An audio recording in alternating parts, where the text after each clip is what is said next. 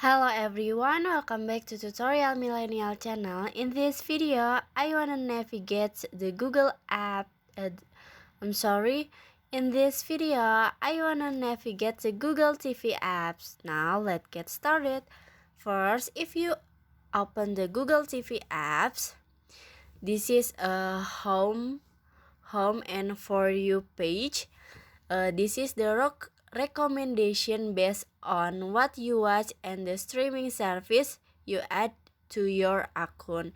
And then if you click on the movie, maybe this one, in here you can see this is for shop.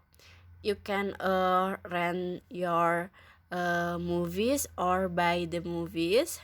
And then if you go back in here, and then in here you can see library. You just click on it, and in here you can see the content you buy or rent through Google TV, Play Movies and TV, or YouTube on this and other device.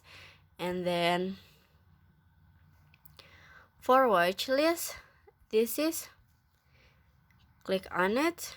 In here, watch list, click on it, and this is the movie and show you save to watch later, like that. So some apps, content and or feature may not be available in all countries, subject to availability. And so that's how to navigate the Google TV apps on.